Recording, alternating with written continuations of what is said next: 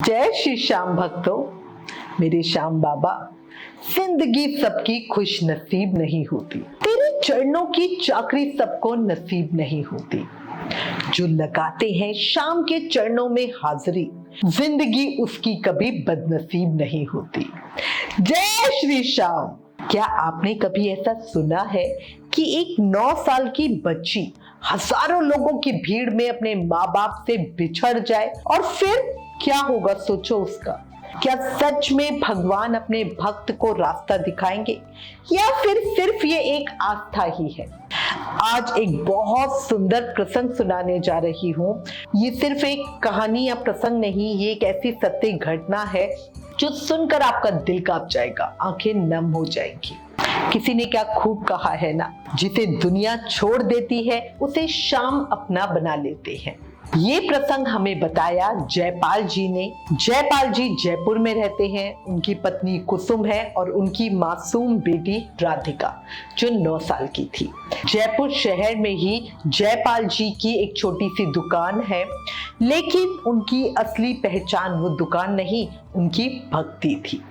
हर सुबह उनकी शुरुआत श्याम बाबा के नाम से होती और हर रात उनका अंत भी श्याम बाबा की भक्ति के साथ ही। कुसुम जी भी अपने पति जयपाल जी की तरह ही बड़ी श्रद्धालु और श्याम प्रेमी, और माँ बाप के गुण संस्कार बच्चों में आ ही जाते हैं। बचपन से ही राधिका ने घर में भक्ति देखी और महसूस की, और इसी से उनकी 9 साल की बेटी राधिका, वो तो जैसे जन्म से ही श्याम बाबा की भक्त थी। कहा जाता है जिस घर में भक्ति बस जाती है वहां भगवान खुद रास्ता बना लेते हैं। जीवन श्याम बाबा की कृपा से बहुत आनंदमय था। दुकान पे काम वगैरह अच्छा था, पति पत्नी दोनों बड़े श्याम प्रेमी, और बच्चा अच्छा, मतलब पूरा सब बहुत बहुत बहुत अच्छा। अब एक बार क्या हुआ, फागुन का महीना शुरू हुआ, चारों ओर रंग भजन और बाबा की भक्ति का माहौल। और जैसे, क्योंकि जो फागुन का मेला होता है वो श्याम बाबा खाटू श्याम जी में बहुत बड़ा होता है, और जैसा हर साल होता था इस साल भी जयपाल जी ने निशान यात्रा में जाने का मन बनाया। आप सबको श्याम प्रेमियों को पता होगा कि बाबा का निशान अर्पित किया जाता है। पर जब जयपाल जी ने घर में कहा कि भाई निशान यात्रा के लिए वो इस दिन पे जाएंगे, तो इस बार कुछ अलग हुआ उनके साथ। क्या हुआ, घबराने वाली बात नहीं है। जो उनकी छोटी सी राधिका थी उसने जिद पकड़ ली, पापा इस बार तो मैं भी बाबा के लिए निशान लेके जाऊंगी, पापा इस बार तो मैं भी बाबा के लिए निशान लेके जाऊंगी। जयपाल जी और कुसुम दोनों ही घबरा रहे थे, क्योंकि 4 घंटे पैदल चलना, भीड़, धूप और बच्ची इतनी छोटी। श्याम प्रेमी ये यात्रा रिंगत से शुरू करते हैं। रिंगत से श्याम बाबा का निशान लेकर पैदल खाटू धाम तक, खाटू श्याम जी मंदिर तक जाया जाता है, और फिर बाबा को ये ध्वज अर्पित किया जाता है।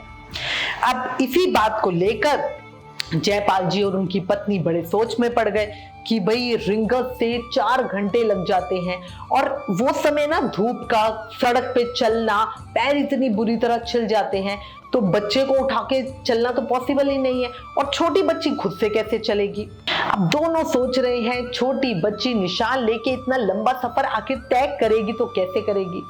जयपाल जी और कुसुम जी ने राधिका को समझाने की बहुत कोशिश की, बहुत इस तरह से मनाए थे, कुछ चॉकलेट ले देंगे, खिलौना ले देंगे, ये कर देंगे, वहां घुमाने ले जाएंगे, इस समय में तुम नानी के घर चले जाओ, ये कर लो, बट राधिका नहीं मानी। और हमारे श्याम प्रेमी है ना, देखो मैं तो ये कहती हूँ कि होते इसी तरह के हैं। उसने तो जिद ही कर ली कि इस बार तो उसे निशान यात्रा में जाना ही जाना है, बाबा को ध्वज अर्पण करना ही करना है। जयपाल और कुसुम जी सोच रहे थे कि बाबा का निशान का जो ध्वज होता है उसे उठाकर धूप में ये बच्ची कैसे कैसे बाबा के मंदिर तक पहुंचेगी। पर क्या होता है ना, श्याम प्रेमियों की है ना जिद के आगे चलती नहीं है।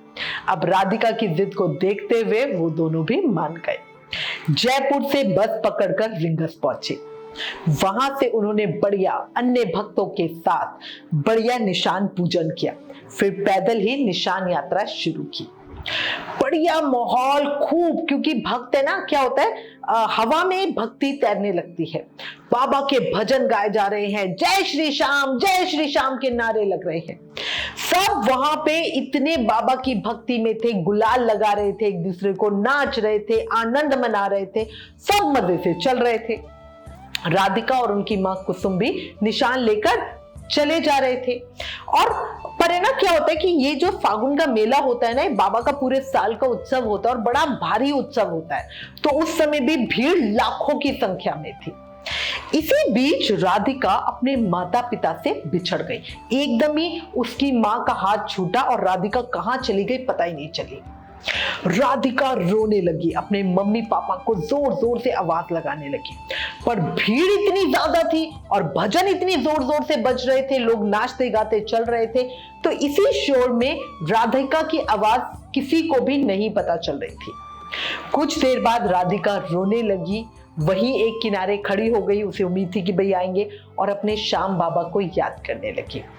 बाबा, मेरे मम्मी पापा को मुझे मिला दो। बाबा, ये क्या हुआ? पापा ने कहा था तू खो जाएगी, और पापा देखो यही हुआ। बाबा, अगर मम्मी पापा नहीं मिले तो मैं क्या करूंगी? अब वो राधिका वहीं बैठ के बाबा को याद कर रही है और रो रही है। दूसरी तरफ जयपाल और कुसुम जी बुरी तरह राधिका को ढूंढने में लग रहे हैं। हर किसी से पूछ रहे हैं, छोटी बच्ची को देखा क्या, पर उन्हें राधिका कहीं नहीं मिली।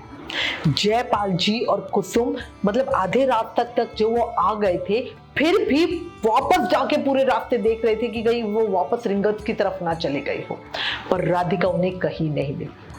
वो मंदिर के पास तक पहुंच गए, पर राधिका का कुछ पता नहीं चला। उनका रो रो के बुरा हाल था। तभी उनके साथ चल रहे भक्तों में से एक ने कहा कि आप है ना मंदिर चलकर बाबा के दर्शन कीजिए, श्याम बाबा के। श्याम बाबा सब ठीक कर देंगे, और मंदिर में लाउड स्पीकर पे आप आवाज भी लगवा देंगे, ताकि जिसको भी बच्ची मिली हो वो आप तक बच्ची पहुंचा दे। दोनों रोते रोते श्याम बाबा के मंदिर पहुंचे। लाइन में लगकर श्याम बाबा के दर्शन किए। बाबा के सामने जाते ही दोनों जो फूट फूट के रोने लगे। बाबा, हम तो एक उम्मीद लेकर आए थे। बाबा, हमारा तो पूरी जिंदगी बर्बाद हो गई, बच्ची खो गई, क्या करेंगे। उसी समय जो सेवा में बैठे हुए थे पुजारी जी, उन्होंने उनसे पूछा कि क्या बात है, इतनी बुरी तरह तुम रो रहे हो? तो उन्होंने सारी बात बता दी, हमारी बच्ची नहीं मिल रही। तो उन्होंने कहा, पुजारी जी ने, कि कोई बात नहीं, आप ऑफिस में जाइए, वहां पता लग जाएगा। आज तक बाबा के दरबार से कोई खाली हाथ नहीं गया है, इसलिए आप विश्वास रखो, सब ठीक हो जाएगा और बच्ची बिल्कुल आपको मिल जाएगी। जयपाल जी और कुसुम जी दर्शन करके मंदिर के कार्यालय की तरफ जा रहे थे। तभी उन्होंने देखा सामने से राधिका दौड़ती हुई उनके पास आ रही है। अरे ये कैसे? उन्होंने भागकर उसे गले लगा लिया। श्याम बाबा का दिल से धन्यवाद किया कि मतलब जिसको वो इतने समय से ढूंढ रहे थे, और बच्ची इतनी दूर मंदिर तक कैसे पहुंच गई। कुछ देर बाद उन्होंने राधिका से पूछा, बेटा तुम यहाँ कैसे पहुंच गई? किसने तुम्हें यहाँ पहुंचाया? कोई तुम्हारे साथ आया? तब राधिका ने बताया कि पापा, पता है आज तो बहुत ही अजीब बात हुई। आपसे बिछड़ने के बाद मैं रोते रोते सड़क के किनारे एक पत्थर पर बैठ गई, और मैं इतना थक गई थी, मैं इतना रो रही थी, आपको इतना याद कर रही थी कि कब मैं सो गई मुझे पता ही नहीं चला। और जब मैं सो रही थी तो मुझे सपने में श्याम बाबा दिखे, और वो मुझसे कह रहे थे कि तुझे निशान नहीं चढ़ाना क्या। और तभी मेरी आंख खुल गई और मैंने देखा कि मैं तो मंदिर में खड़ी हूँ, और उसी समय सामने आप मुझे दिख गए। जयपाल जी और कुसुम जी की आंखों से आंसू बह रहे थे। वो श्याम बाबा के सामने नतमस्तक हो गए और कहने लगे, बाबा आप ही हो जिसने हमारी बेटी को सही सलामत मंदिर पहुंचा दिया। मतलब ये समझो बच्ची चली भी नहीं और अपने आप मंदिर पहुंच गई। कितनी बड़ी बात है, सोच के इमेजिन करके देखो। मतलब अपने मन में एक बनाओ, माँ बाप रो रहे हैं बुरी तरह, बच्चा उन्हें कहीं मिल नहीं रहा है, और अचानक वो सामने आ जाए तो क्या ही हाल होगा। ये चमत्कार खाटू नरेश के दरबार में ही हो सकता है। जो भी श्याम प्रेमी बाबा की निशान यात्रा में शामिल होते हैं, उन पर श्याम बाबा की विशेष कृपा बनी रहती है, क्योंकि ये ध्वज विजय का प्रतीक है, और श्याम बाबा के भक्तों की हमेशा विजय ही होती है। किसी ने क्या खूब कहा है, ना हाथों से पकड़ा ना साथ में चला, फिर भी जिसने मंजिल तक पहुंचा दिया वो और कोई नहीं, मेरा श्याम था, मेरा श्याम था। कहा जाता है जो भी सच्चे मन से निशान यात्रा करता है उस पर बाबा की विशेष कृपा होती है, क्योंकि ये निशान सिर्फ एक ध्वज नहीं, ये विश्वास का प्रतीक है। और जहां विश्वास होता है वहां चमत्कार जरूर होते हैं। मेरे सांवरे सलोने, तमन्ना पूरी कर दो मेरी, कर दो एक एहसान। ओ मेरे सांवरे सलोने, तमन्ना पूरी कर दो मेरी, कर दो एक एहसान। जिंदगी बीते तुम्हारी भक्ति में, जुबां पर हो बस तुम्हारा नाम। तुम्हारे चरणों में बस जगह हो मेरी, ना देना कभी अभिमान। प्राण निकले हंसते हंसते बस कहते हुए जय श्री श्याम, जय श्री श्याम, जय श्री श्याम। अगर इस कथा ने आपके दिल को छू लिया हो तो इस वीडियो को लाइक करें, शेयर करें, चैनल को सब्सक्राइब करें, ताकि हर कोई जान सके कि भगवान आज भी अपने भक्तों का साथ देते हैं। सही कह रही हूँ। फिर मिलेंगे अगली वीडियो में एक और सच्ची मिरेकल ऑफ गॉड की कहानी में। तब तक अपने दिल में विश्वास बनाए रखें। जय श्री श्याम।